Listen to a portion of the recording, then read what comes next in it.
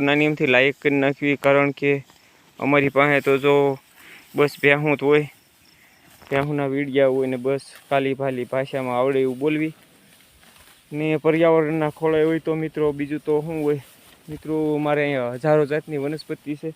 તો આપણે અમુક વિડીયામાં વનસ્પતિના જે ખેડૂત માટે માલધારી માટે લાભદાયક હોય છે એવી લાભદાયક જો વનસ્પતિ હોય એના વિડીયા બનાવીને અપલોડ કરીશ.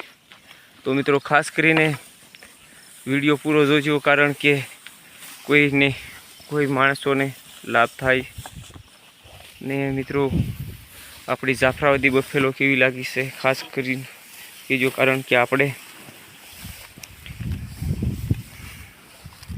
ભેંસું વારે તો આખો દી રાત કામ કરવાનું હોય, કારણ કે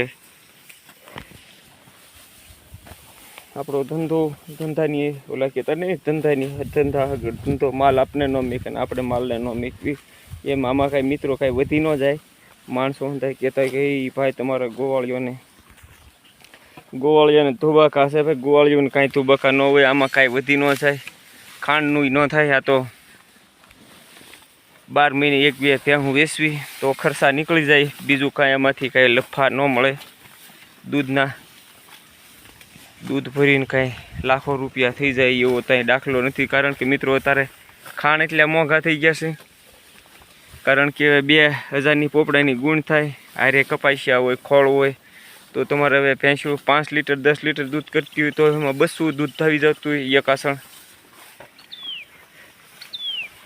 બસ એક પારું જે ઉતરે મિત્રો, તો એની કમાણી થાય, એ કમાણી બતાય, તે એની સેવા કરવી પડે.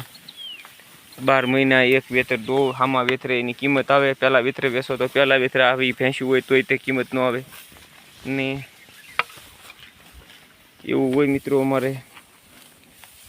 તો મિત્રો ખાસ કરીને પહેલો વિડીયો જોતા હોઈએ, લાઈક કોમેન્ટ ને ચેનલને સબસ્ક્રાઈબ કરી લેજો, કારણ કે આપણે પર્યાવરણથી જોડ્યા. બસ આપણે વિડીયા ઝાઝા ભાગે તો ભેંસુના જ આવતા હોય છે ને ખેતીવાડીના થાય કે આપણે કોઈ ગ્રામમાં ગયા હોય તો ડાક ડમરું છે, અખિયાણના ભજનના એવા વિડીયા બનાવીને અપલોડ કરતા હોય, કારણ કે આપણા પોતાના ખુદના ઉતારેલા હોય તો વિડીયો અપલોડ કરતા હોય. તો મિત્રો ખાસ કરીને આપણે ડાક ડમરૂનો વિડીયો આવે તો જોવાનું ચૂકતા નહીં, કારણ કે આપણે મોજ આવી હોય તો ગયા હોય, કારણ કે આપણી પાસે તો ટાઈમ ન હોય, પણ કદાચ ટાઈમ મળી ગયો હોય તો જતા રહેવી.